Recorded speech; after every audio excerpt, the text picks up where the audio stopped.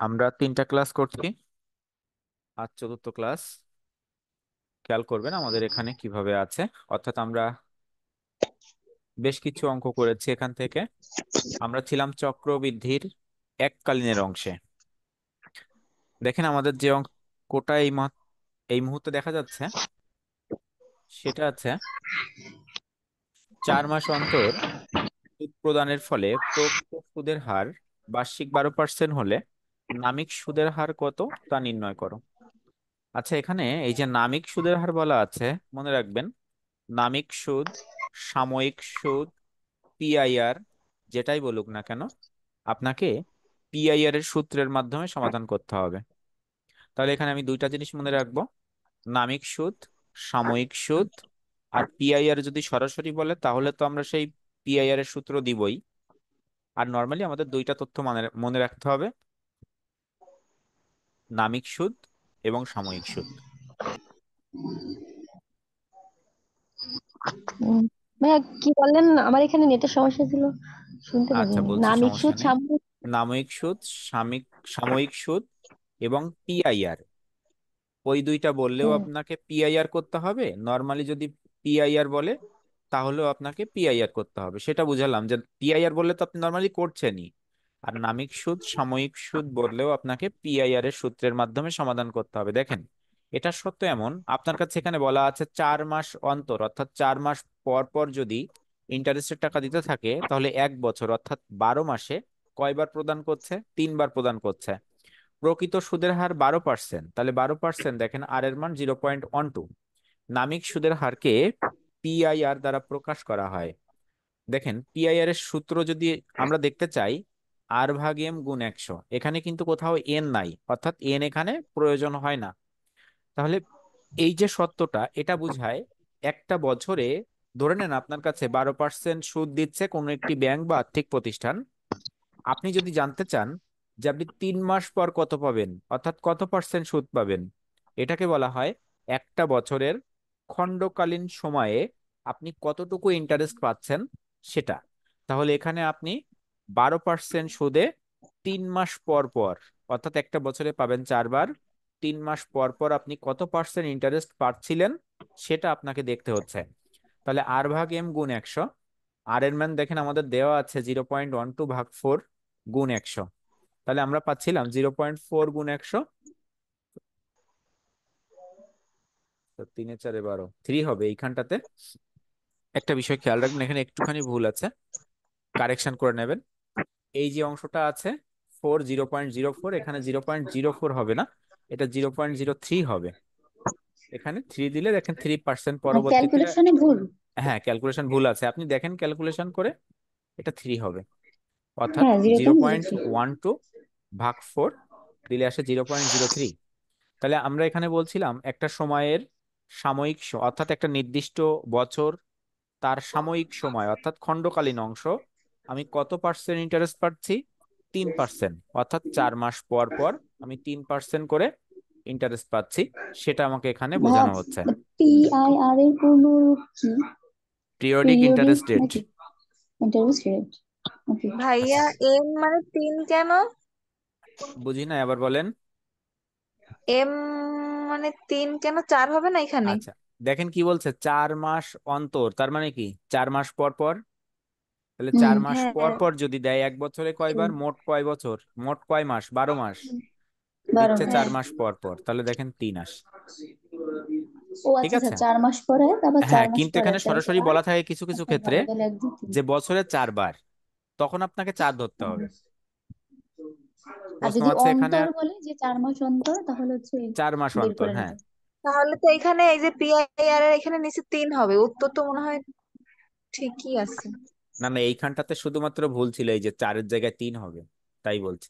এই যে উপরেও তো আচ্ছা, পিআইআর এর এখানেও তো এম এর মান 3 হবে ভাইয়া। হ্যাঁ, এখানে 3 হবে, এই 4-এর জায়গায় 3 হবে। 3 এ 4 এ 12। তাহলে ক্যালকুলেশন, তাহলে তো 4 হবে জিগা। জিরো পয়েন্ট তাহলে জিরো আচ্ছা, ফোর ওইখানে কি 4 হবে, হয়েছে? হ্যাঁ এখানে। আচ্ছা আচ্ছা, না ঠিক আছে, ঠিক আছে,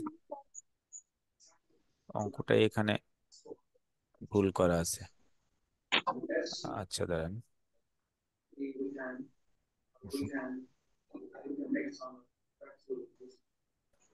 এখানে 3 হবে, হ্যাঁ। এখানে 4 হবে, এখানটা তো 4 হবে। ঠিক আছে। জি হুম। ভাই। আচ্ছা, পরবর্তীতে যাচ্ছি তাহলে।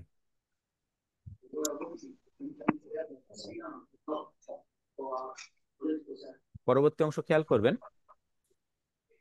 দেখেন এখানে বলা আছে এক ব্যক্তি ব্যাংক থেকে 25,000 টাকা ঋণ নিয়ে 3 বছর পর্যন্ত কোনো টাকা ফেরত দেয়নি।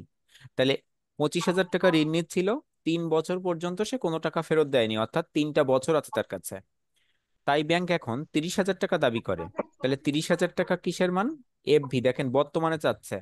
আর সে পঁচিশ হাজার হুম। টাকা ঋণ নিয়েছিল, তাহলে 25,000 টাকা পিভি, 30,000 টাকা এফভি, বছর হচ্ছে 3। বলছে দাবিকৃত অর্থের উপর শতকরা বার্ষিক চক্রবৃদ্ধি সুদের হার নির্ণয় করো। আপনাকে বলছে শতকরা বার্ষিক চক্রবৃদ্ধি সুদের হার। তাহলে চক্রবৃদ্ধি সুদে আপনাকে অঙ্কটা ক্যালকুলেশন করতে হবে। তাহলে মান নির্ণয় করতে হবে কার? আর এর মান নির্ণয় করতে হবে, কারণ আপনার কাছে ইন্টারেস্ট রেটটা জানতে চাইছে। দেখেন আমাদের কাছে যে মানগুলো দেওয়া আছে, এখানে দিয়ে মানগুলো লিখছি। এফবি সমান 30,000, এন সমান 3, আর সমান হট, পিভি সমান 25,000। আমাদের এই মানগুলো সব দেওয়া আছে।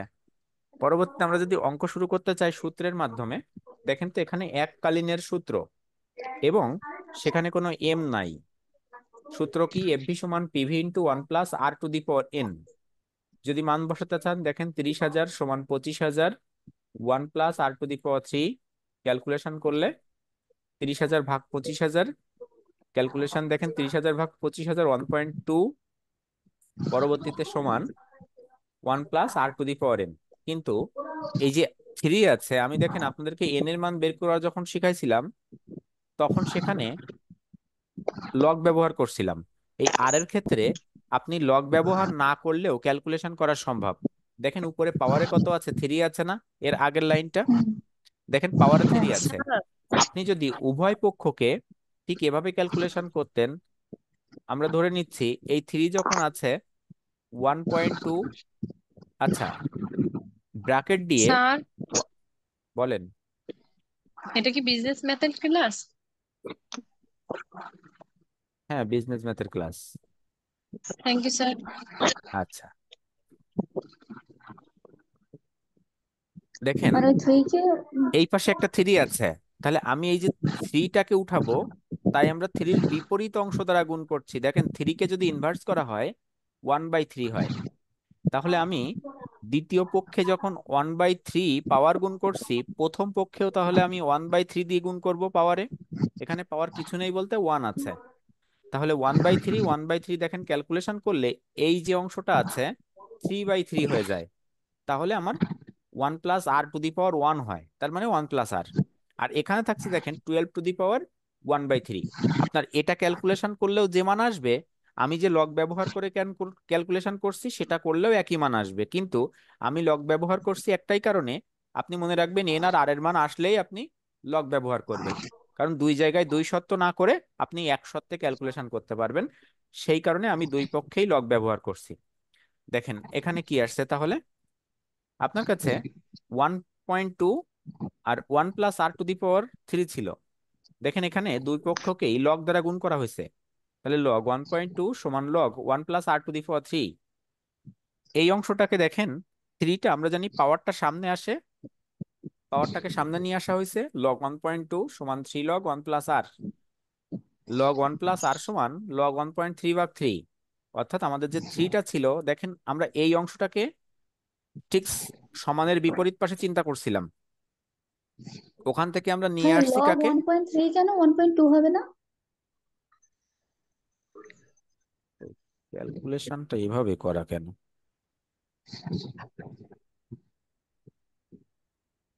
আচ্ছা, 1.2 কে আপনি 3 দিয়ে ভাগ করেন তো, দেখেন তো কত আসে। ক্যালকুলেটর থাকলে একটু ক্যালকুলেশন করেন তো। লগ 1.2 ভাগ পয়েন্ট 3। ফোর 2 পয়েন্ট কত আসে? 0.4। 0.02। 0. 0.0263। Zero point zero two 0.0263। Six three তার মানে এটা ঠিক আছে।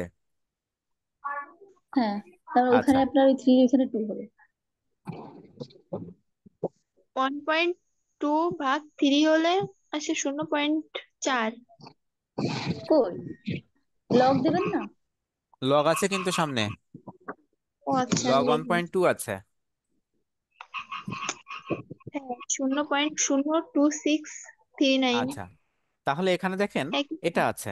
হ্যাঁ, তাহলে লগ ওয়ান প্লাস আর সমান 0.0269। আচ্ছা দেখেন, যখন আপনার কাছে এভাবে আসছে, এখন দেখেন এই কেন আমার এন এর মান বের করা আছে এই লগ ব্যবহার করে, এন আর আর এর মান। দেখেন এখানে আপনি এন এর মানটার ক্ষেত্রে আমি কি বলছিলাম, যে উভয় পক্ষে আপনি যদি 3 গুণ করতেন তাহলে সেখানে এন এর মান পাইতেন। কিন্তু আর এর মানের ক্ষেত্রে দেখেন আপনার সমস্যা একটাই, এখানে আপনি যখন এই ক্যালকুলেশনটা করতেন দেখেন এই আর আপনার এইখানে থেকে যেত। আবার হুম দেখেন হুম এই যে উভয় পক্ষে আপনি যখন আর ক্যালকুলেশন করছেন এভাবে, দেখেন এখানে কি আসছে পরবর্তী অংশে আপনার কাছে এ পাশে আছে কি লগ ওয়ান প্লাস আর সমান 0.02639। কিন্তু লগটাকে আপনি দেখেন, লগের পরে আমরা জানি যদি কখনো একটা লগ লিখতে হয়, তার ভিত্তি যদি আমরা না জানি, দেওয়া নেই, ধরে নেন ভিত্তি দেওয়া নেই, তাহলে ভিত্তি না দেওয়া থাকলেও তার ভিত্তি 10 থাকে, কিন্তু একটা লগের সংখ্যা অবশ্যই থাকতে হবে।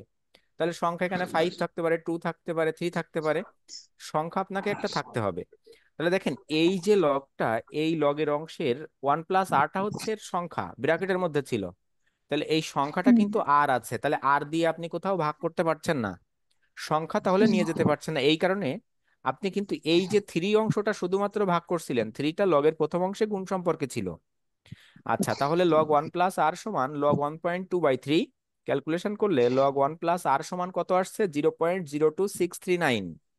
এই 0.02639, এটা দেখেন এখন কি হয়েছে, ওয়ান প্লাস আর এখানে রয়ে গেছে। আমরা জানি এক পাশের লগ যদি আমরা সমানের বিপরীত পাশে নিয়ে যাই সেটা ভাগ হয় না, সেটা এন্টি লগ হয়। কখন? যদি কখনো তার যে নাম্বার ছিল সেই নাম্বারকে না নিয়ে যাওয়া যায়। দেখেন আমি কিন্তু নাম্বারকে নিয়ে যেতে পারছিলাম না, কারণ আমার নাম্বারের মানটাই বের হবে, নাম্বার যেটা আছে ওয়ান প্লাস আর।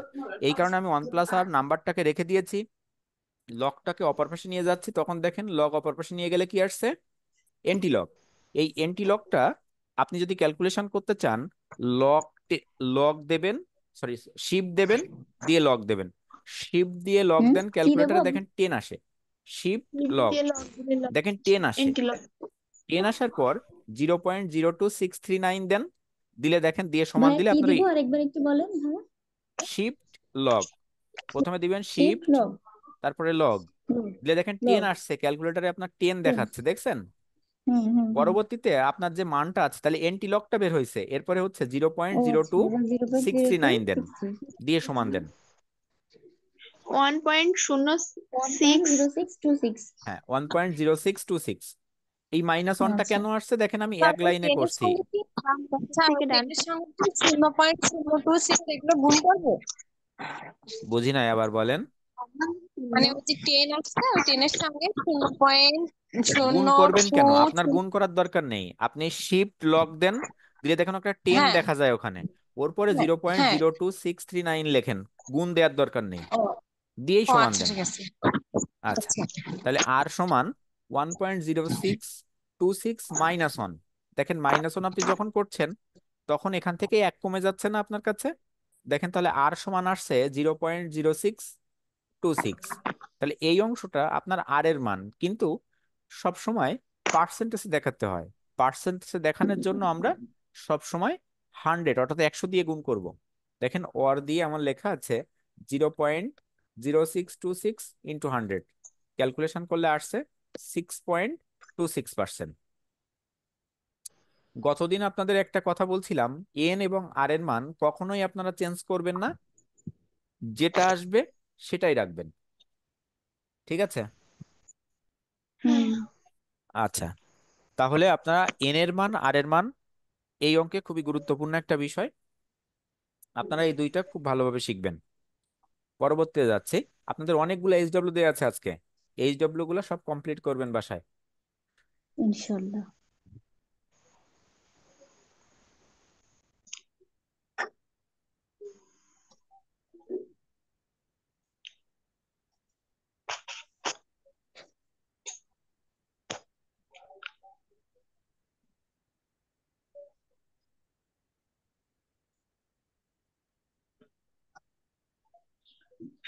আচ্ছা, দেখেন এখানে কি দেখাচ্ছে, বলছে চক্রবৃদ্ধি সুদের হার 6% হলে 6,500 টাকার 1 বছর 9 মাসের চক্রবৃদ্ধি সুদের পরিমাণ নির্ণয় করো।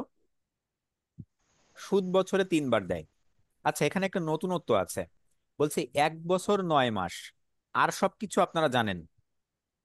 দেখেন তো হুম। ক্যালকুলেশনে আমার মানগুলো কিভাবে আসছে। দেখেন পিভি সমান 6,500, এটা ঠিক আছে। আর এর মান 6%, সেটাও ঠিক ছিল। এম সমান 3 আমার 3 বার বলছে। দেখেন এখানে 3 মাস পর পর বললে 4 আসতো, কিন্তু আমার সরাসরি 3 বার বলছে। পরবর্তীতে এন এর মানটা দেখেন আমার চেঞ্জ হয়েছে কত। আমার বলছে কি 9 মাস, 1 বছর 9 মাস, তাহলে 1 বছর সমান 12 মাস প্লাস 9 মাস, তাহলে মোট হচ্ছে কত, 21 মাস। এই 21-কে 21। দেখেন আমি যখন 12 দিয়ে ভাগ করছি তখন একটা পয়েন্ট রিলেটেড মান আসছে, তাহলে একে বোঝাচ্ছে 1.75 ইয়ার। বুঝছেন? ভাই আবার 12 দিয়ে ভাগ করলাম কেন? 12 দিয়ে ভাগ করলাম কারণ কি, 12 হচ্ছে আমার 12 মাসে 1 বছর, তাই 1 বছরকে পয়েন্টে নিয়ে আসবো। দেখেন ওখানে 12 বলতে আপনার কিন্তু ও, একই আছে, আর 9-কে 12 দিয়ে ভাগ করেন দেখেন 0.75 আসে। হুম, বুঝছি। এখন মাসকে বছরে পরিণত। মাসকে আমরা বছরে পরিণত করছি। জিনারুল সাহেব কেমন আছেন?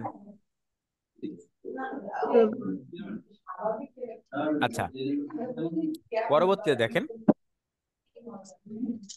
আমরা এই অংশটাকে তাহলে এখন কি করছি, আমরা সূত্র দিব। তাহলে এম রিলেটেড সূত্র আসবে চক্রবৃদ্ধি সুদের এককালীন। এফভি সমান পিভি ইন্টু 1+r/m পাওয়ার m ইন্টু n। মান বসাচ্ছি। এফভির মান আমাদের কাছে নাই, কারণ এফভি বের হবে বলছিল কি সুদের পরিমাণ নির্ণয় করতে। 6,500 1+0.06/3, 3 ইন্টু 1.75। ক্যালকুলেশন করলে দেখেন আসছে 6,500 তো আছেই, 1.10956। এফভি সমান 7212.14, 7,212.14। এই 1/4 আমাদের কাছে আসছে। তাহলে 1/4 আপনি দেখেন পয়েন্টের পরে 5 আসলে আপনি 1 যোগ করতেন, এখানে আসি নাই, যোগ করি নাই। পরবর্তীতে সুদের পরিমাণ বা চক্রবৃদ্ধি সুদের পরিমাণ, অথবা আপনি এভাবেও লিখতে পারতেন 1 বছর 9 মাসের চক্রবৃদ্ধি সুদের পরিমাণ, আই যেটা দেওয়া আছে ইন্টারেস্ট, এটা দিতেও পারতেন, নাও দিতে পারতেন। এফভি সমান পিভি আপনাকে দিতে হবে, সরি এফভি মাইনাস পিভি আপনাকে দিতে হবে। 7,212 মাইনাস 6,500, ক্যালকুলেশন করলে দেখেন 712 টাকা আসে। প্রশ্ন থাকলে করতে পারেন। ভাইয়া ইসেরটা বুঝি নাই। কোনটা বলেন? এন এর মানটা। আচ্ছা, আপনাকে যদি বলা হতো 2 বছর, সাপোজ বললাম 2 বছর। আচ্ছা 2 বছর বলতে কি 24 মাস, তাই তো? জি এখানে বলছে এক আমার 10 বছর নয় মিনিট। মাস তাহলে 1 বছর কত মাস, 12 মাস, জি আর 9 মাস। তাই দেখেন 12 মাস আর 9 মাস, মোট কত মাস, 21 মাস। কিন্তু আমি কি 21। পাওয়ারে এখানে 21 দিতে পারবো? এখানে তো মাস না, এখানে বছরে এন আনতে বলতে হবে বছর। এখানে। হ্যাঁ, তাই আমি বুঝছি। বছরকে মাসে পরিণত করছি 12 দিয়ে ভাগ করে, 1 পয়েন্ট সামথিং। প্রশ্ন আছে এখানে কারোর? পরবর্তীতে না। যাচ্ছে। আমরা কিন্তু এখানে 9টা অঙ্ক করছি, হ্যাঁ, কিন্তু এই 9টা অঙ্ক আমাদের কাছে সিরিয়ালি ছিল না, অর্থাৎ সিরিয়ালে নাই। 9টা অঙ্ক আপনি পাবেন এই যে অঙ্কটা সমাধান করা হচ্ছে। সম্ভবত এটা লাস্ট অঙ্ক এই পাঠের। দেখেন কি বলছে। বলছে 7,500 টাকা 4 বছরের চক্রবৃদ্ধি সুদ কত হবে যদি চক্রবৃদ্ধি সুদ অর্ধবার্ষিকীতে প্রদান করা হয়, এবং প্রথম 2 বছর সুদের হার 5%, তৃতীয় ও চতুর্থ বছর সুদের হার প্রথম 2 বছরের জন্য 5%, পরবর্তীতে 4%। মোট কয় বছর ছিল আপনার এখানে? 4 বছর। কিন্তু সেই 4 বছরের 4। দেখেন প্রথম 2 বছর আপনার কাছে 5% হারে ইন্টারেস্ট নিচ্ছে, এবং তৃতীয় এবং চতুর্থ বছর অর্থাৎ পরবর্তী 2 বছর আপনার কাছ থেকে নিচ্ছে কয় পার্সেন্ট, 4%। আচ্ছা, মোট বছর আপনার 4টা, তাহলে প্রথমে 2 বছরে নিচ্ছে 5, পরের 2 বছরে নিচ্ছে 4। মোট আপনার টাকা দিছিলেন কত টাকা, 7,500 টাকা 4 বছরের জন্য। দেখেন, আপনি যখন দুই ক্যালকুলেশনটা ধাপে করছেন, করতে হবে তো? হ্যাঁ, অঙ্কটা দুই ভাবে করতে হবে, অর্থাৎ দুই ধাপে করতে হবে। কারণ কি, মনে রাখবেন, সুদের হার যে কয়বার থাকবে আপনার অঙ্ক ঠিক সেই কয়বার সমাধান করতে হবে এই ধরনের শর্তে। দেখেন, হেয়ার দিয়ে আমি লিখছি পিভি সমান 7500, এম সমান 2, আর সমান 0.05, আর সমান 0.06, এফভি সমান হট। এখানে যদি আমি আরেকটু এক্সট্রা লিখতাম ভালো দেখতো, এইখানটাতে ব্র্যাকেট দিয়ে লিখতাম যে প্রথম 2 বছর, আর এখানে লিখতাম পরবর্তী 2 বছর। বুঝছেন? হুম। তাহলে আপনারা অঙ্কটা যখন খাতায় লিখবেন তখন প্রথম অংশে লিখবেন অর্থাৎ 5%-এ প্রথম 2 বছর, আর তৃতীয় অংশে লিখবেন, সরি, দ্বিতীয় অংশে লিখবেন তৃতীয় চতুর্থ বছর না লিখে লিখবেন যে পরবর্তী 2 বছর। আচ্ছা, ভাইয়া, বলেন। এখানে এন এর মান 4 বছর দেয়া নেই? এন এর মান 4 বছর আসবে না, 4 বছর দুইবার করে আসবে, প্রথম 2 বছর এবং পরবর্তী 2 বছর। দেখেন, আমি দেখাচ্ছি, এখানে আছে। দেখেন আমরা সেটাকে কিভাবে সমাধান করছি। প্রথমে দেখেন বলা আছে প্রথম 2 বছরের জন্য। তাহলে প্রথম আমি যে অংশটা করছি কি, প্রথম 2 বছর, এখানে সুদের হার কয় পার্সেন্ট বলেন তো? 5%। আমরা জানি আচ্ছা। এফভি সমান পিভি ইন্টু 1 + r/m পাওয়ার m ইন্টু n, কারণ এম আছে আমার অঙ্কে। দেখেন, এফভি সমান 7500, পিভি ছিল 1 + r এর মান 0.05, এম এর মান 2, 2 × 2। এই এখান থেকে একটি 2 হচ্ছে কার, এম এর, আর একটি হচ্ছে এন এর। আমার উপরেই লেখা ছিল প্রথম 2 বছর। বুঝছেন? এই কারণে আমি এখানে এন এর মানটা হেয়ারের ভিতরে নিয়ে আসেনি। ঠিক আছে? হ্যাঁ ভাইয়া। আচ্ছা, দেখেন তাহলে এফভি সমান স্যার কত এই যে আসছে? এম এর স্যার এই যে অর্ধবার্ষিকের জন্য কি এম এর মান টু আসছে, মানে বছরে হ্যাঁ, দুইবার, তাই তো? অর্ধবার্ষিকের জন্য এম এর মান 2 আসছে। আপনার যদি এখানে বলতো 3 মাস পর পর, তাহলে এম এর মান কত আসতো বলেন তো? 4। 4 আসতো। আচ্ছা, দেখেন তাহলে আমরা ক্যালকুলেশন করে আসছে কত, 8278। এই যে অংশটা আপনার কাছে আসছে, এটা হচ্ছে এফভি, অর্থাৎ এটা কয় বছরের? তৃতীয় বছরের, 2 অর্থাৎ বছর। না, প্রথম তৃতীয় প্রথম বছর। 2 বছর শেষে তৃতীয় বছরের শুরুতে। এবার আপনার কাছে বলছে এই তৃতীয় বছর আবার আপনাকে তৃতীয় এবং চতুর্থ বছর আবার ক্যালকুলেশন করতে হবে, সেখানে সুদের হার কত পার্সেন্ট? 4%। আপনারা 4%। অ্যাকাউন্টিং শিখে আসছেন, অথবা এই মুহূর্তে ইন্টারমিডিয়েট অ্যাকাউন্টিং আপনারা করছেন, অনেকেই আছেন। আপনারা জানেন যে বছরের শেষে যেটা কি ছিল এন্ডিং, সেটা পরবর্তীতে আবার হয়ে যাচ্ছে বিগিনিং ইনভেন্টরি হিসাবে। তাহলে এখানেও বিগিনিং, তাই। হ্যাঁ। আপনার কাছে যেটা আজকে ক্যালকুলেশন করে ভবিষ্যৎ মূল্য করছেন, আপনি যদি আগামী কাল যদি আবার সেটাকে কোথাও বিনিয়োগ করেন, তাহলে সেটা আবার তখন আপনার কাছে পিবি হয়ে যাচ্ছে।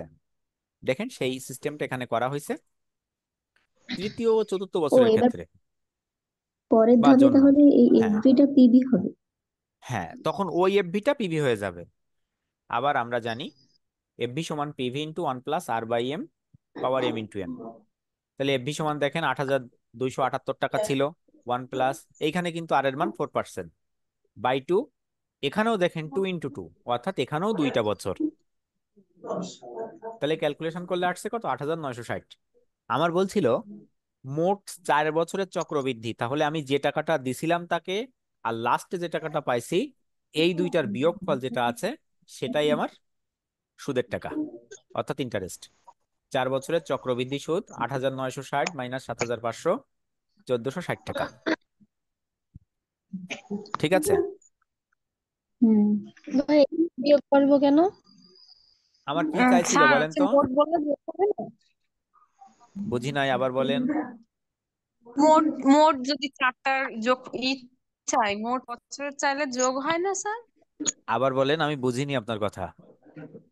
মানে এই যে বলছে না যে 4 বছরের চক্রবৃদ্ধি সুদ কত হবে, তাহলে হ্যাঁ, 4 বছর হিসাব করতে গেলে তো স্যার যোগ, মানে এই যে দুইটা দুইটা বাহির করছেন, এই দুইটা দুইটা তো স্যার যোগ হবে না, আমি আচ্ছা, শিখি আপনি না। একটা বিষয় চিন্তা মানে করেন, প্রথম একটা বিষয় দেখেন। হুম ধরে নেন হুম 2টা বছর, 3টা বছর, এটা ধরে নেন 21 সাল, 22, হুম 23, 24, 25, ধরে নিচ্ছি ওই যে আমি 25 সাল আছে। কাউকে আমি ওই হুম যে র্যাঙ্ক এইখানে 7500 টাকা দিছিলাম, ওই যে ওই হ্যাঁ। ওই এই ওই যে 7,500 প্যাকেট। টাকা দেখেন তো 2 বছর হুম। পর এসে, অর্থাৎ আপনার 23 সালে এসে কত টাকা হয়েছিল? 8,278 টাকা। হ্যাঁ। এই টাকাটা আপনি এখানে আবারও তাকে বিনিয়োগ করছিলেন অন্য কোথাও, সেই টাকাটা দেখেন এই 2 বছর পরে সে হচ্ছিল 8,960 টাকা। এতটুক কি বোঝেন? এতটুক নিয়ে কি কোনো সমস্যা আছে? না স্যার, বুঝছি। আচ্ছা, এবার দেখেন আমার বলছিল যে মোট সুদ কত, সুদ। তাহলে আপনি সুদ কিভাবে বের করবেন? দিছিলেন কত? 7,500। পাইছিলেন কত? হুম। 8,960। তাহলে এর যে ডিফারেন্সটা, এটাই আপনার হুম। ইন্টারেস্ট। ও আচ্ছা, তাহলে ঠিক যোগ আছে, করলে বুঝতে আপনার পারছি। তো সুদ, সুদ আসলে একটা বের হচ্ছে। এটা কিন্তু একটা সুদ আসল, হ্যাঁ। আবার একটা আসল, তার হ্যাঁ। মানে আপনার এর ভিতরে আসল দুইবার আছে। হুম। পরবর্তীতে যান। আচ্ছা। আর কারোর কোনো প্রশ্ন? আচ্ছা, পরবর্তী অংশে না যাচ্ছি। স্যার। এই অঙ্কটা কিন্তু ইম্পর্টেন্ট একটা অঙ্ক আছে। আচ্ছা, এই হুম। অঙ্কে যদি আমি একটু কথা বলতে চাই, ধরে নেন এই 4র্থ বছর ছিল না, তখন আপনার কি হতো বলেন? হুম। ধরেন 4র্থ বছর নাই, তখন ওই তাহলে দ্বিতীয় তখন ধাপে এখানে বলছে দ্বিতীয় তিন ধাপে বছরের হ্যাঁ, তাহলে এই যে লাস্টে দ্বিতীয়বার যখন করছে তখন এন এর মান 1 এন এর হতো মান না 1 স্যার? হতো। ধন্যবাদ। না দিলেও হতো, না দিলেও হতো। এন এর ওয়ান হ্যাঁ, দেওয়া নাই। 1 হবে। এন এর মান তো আপনাকে হ্যাঁ। দিতে হবে। আপনার বছর এখানে না দিলেও হতো। একদিক থেকে ঠিক আছে, সেটা কখন জানেন? যদি এম বলতো, অর্থাৎ বছরে একবার দেয়, তখন না দিলেও হতো। দেওয়া হ্যাঁ, যা না কিন্তু দেওয়া এন তা। যেখানে যেখানে এন আছে সেখানে তো আমার 1 দেওয়াই লাগবে, নাইলে তো আমার এন থেকে যাবে। হ্যাঁ, এই কারণে তো বললাম যে এন দিতে হবে আপনাকে। হুম। হুম। এখন খেয়াল করব আমরা পরবর্তীতে। আর কয়টা করাবে? এবার দেখেন কতগুলো দেখাই। আর অঙ্ক করাচ্ছেন, এবার আপনাদের কাজ। ঠিক আছে। স্ক্রিনশট নিয়ে নেবেন। হুম। মোট দুই 25টা। তিন চার কি হলো? ভাই এত না ভাই এত মোট কম 25টা দেন। দেখেন। আমি তো আমি যদি বলতে চাই এই একই রকম অঙ্ক স্যার আমি কেন স্ক্রিনশট নিতে করাবো পারি আপনাদের না। বলেন? এর পরের এই তো আমরা ক্লাসে নিজেরাও কিছু করি। কি করবো জানেন? এর পরের ক্লাসে আমি একটা একটা করে আপনাদের কাছে জিজ্ঞাসা করব যে কার মান কত, শুধু মানগুলো আপনাদের হইলে আপনারা ক্যালকুলেশন করে নেবেন। অথবা আমি একবার পড়ে দিব ভাই আপনার কাছে শুধুমাত্র যে অ্যান্সার এর থাকলে মানটা দেন এত। না ভাই, আপনারা আমরা যখন মিলাই নিবানি। হ্যাঁ, বুঝি না, আবার বলেন। স্যার এত একসাথে দিয়েন না, অ্যান্সার তাহলে থাকলে আমার এই 9টা প্রবলেম, থাক, আমি তাহলে এই পড়তে 9টা পারি না। থাক। হ্যাঁ। আমি হ্যাঁ, হ্যাঁ, 25টা 9টা দিলাম। থাক, কারণ আচ্ছা, আমি সমস্যা নেই, আমি সবসময় 25টাই একসাথে দিয়ে এগুলো রাখছি। করার। আপনারা চেষ্টা করে রাখেন, হ্যাঁ, হুম। যে কি পারেন আপনারা, কারণ আমার আচ্ছা, ঠিক ক্লাস আছে। আছে রবিবারে। আপনারা দেখে রাখেন। ও আচ্ছা। মোট 25টা অঙ্ক দেখেন আপনাদের কাছে আছে। এই 25টা অঙ্কের আপনারা স্ক্রিনশট দিয়ে রাখেন। ভাইয়া এই আপনারা যে আজকে আচ্ছা, যেগুলো ঠিক আছে। করাচ্ছেন, সবগুলো কি একই নিয়মের অঙ্ক? এর ভিতরে আমি লাস্ট, অর্থাৎ গত ক্লাস আর এই ক্লাস, চক্রবৃদ্ধির এককালীনের যে 2টা সম্ভবত ক্লাস নিয়েছি, এই 2টা ক্লাসের হ্যাঁ। যে নিয়ম শিখাইছি সেই নিয়ম এখানে আছে। হুম। এই কারণে বলছি, কারণ এটা দেখেন এটা আমি প্রত্যেকটা এক একটা একটা করে করায় আপনাদের ফাও সময় নষ্ট করা, বুঝছেন? কিন্তু কথা আছে, অধ্যায়টা কিন্তু 10 মার্কসের ও অঙ্ক আসবে মার্কেটিং স্যার, বাদ দিয়ে। মার্কেটিং এর একটা আসতে পারে, কিন্তু লাইভ ক্লাস অন্য দেওয়া আছে, আমি ডিপার্টমেন্টের। আসলে পাইছি কিনা তো আমি খেয়াল করি। কেউ কিছু বললেন? না ভাই। হ্যাঁ, লাইভ আচ্ছা, ক্লাস কি দেওয়া আছে? নাই, আগে লাইভ ক্লাসগুলো তাই। ক্লাস। আচ্ছা, তাহলে এ পর্যন্ত কি হয়েছে? তাহলে আজকে এ পর্যন্ত, ভালো থাকবেন আপনারা। ধন্যবাদ। তৃষ্ণা, আল্লাহ হাফিজ। আপনি কি আবার অনলাইনে আচ্ছা। করবেন?